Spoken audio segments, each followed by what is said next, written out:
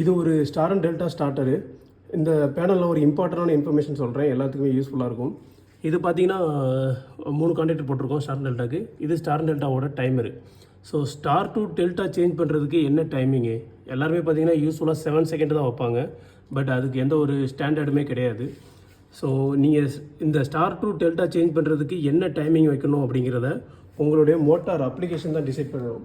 உங்கள் மோட்டார் வந்துட்டு pump connected லோடா இல்லை ஹெவி மெக்கானிக்கல் ஸ்டார்டிங் இனிஷியல் அதிகமாக இருக்கிற லோடா அப்படிங்கிறத டிசைட் பண்ணி தான் வைக்கணும்.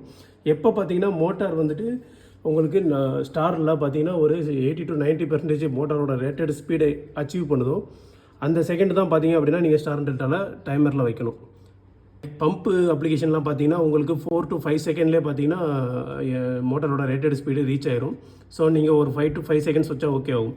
பட் ஹெவி ஸ்டார்டிங் இனிஷியாக இருக்குது, இப்போ மெக்கானிக்கல் லோடு கனெக்ட் ஆகிருக்கு அப்படின்னா அந்த டயத்தில் கொஞ்சம் செகண்ட்ஸ் அதிகமாக வைக்கிற மாதிரி இருக்கும்.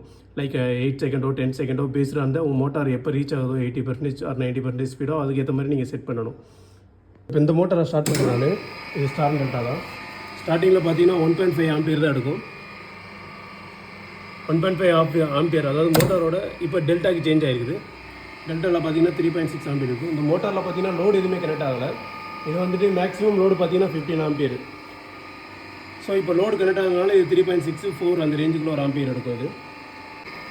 ஸோ இப்போ இந்த ஸ்டார் டெல்டா டைமரில் நீங்கள் டைமிங் கம்மியாக வச்சுட்டிங்க அப்படின்னா உங்களுக்கு ஸ்டார் டு டெல்டா இமீடியட்டாக சேஞ்ச் ஆகிரும்.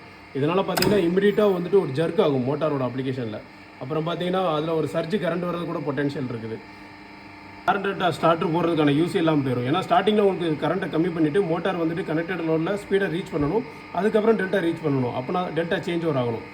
ஸோ அப்போனா தான் வந்துட்டு அது ஸ்டார் டெல்டாவோட ஸ்டார்டரோட ஃபங்க்ஷன் வந்துட்டு நார்மலாக இருக்கும். ஸோ இப்போ டைமிங் அதிகமாக வச்சா என்ன ஆகும், டைமிங் அதிகமாக வச்சு பார்த்தீங்கன்னா ஸ்டார்லேயே ரன்னிங்கில் இருக்கும், அது அன்னெசரி. ஸ்டார்லேயே ரன்னிங்கில் இருக்கிறதுனால பார்த்தீங்கன்னா மோட்டார் பார்த்தீங்கன்னா உங்களுக்கு reduced voltage reduced torque. So உங்களுக்கு அப்ளிகேஷன் ரெக்யூர்மெண்ட்டை அது மீட் பண்ணாது. So star delta starter use பண்ணும்போது ஸ்டார் டு டெல்டா டிலே பார்த்தீங்க அப்படின்னா ப்ராப்பராக செட் பண்ணுங்கள். உங்கள் அப்ளிகேஷன் பார்த்து செக் பண்ணிவிட்டு ஸ்டாரில் எப்போ மோட்டாரோட ரேட்டட் ஸ்பீடு 80 to 90% ரீச் ஆகுதோ அதுக்கு ஏற்ற மாதிரி டைமிங் செட் பண்ணுங்கள். ஸோ இந்த வீடியோ யூஸ்ஃபுல்லாக இருக்குன்னு நினைக்கிறேன். ஸோ ஒரு ஸ்டார் டெல்டா ஸ்டார்டரோட டைமிங் எப்படி எதை பேஸ் பண்ணி செட் பண்ணணும் அப்படிங்கிறத நம்ம பார்த்தோம். இதை பற்றின ஒரு டீட்டெயிலான வீடியோ வேணும் அப்படின்னா கமெண்ட்டில் சொல்லுங்கள். தேங்க்யூ.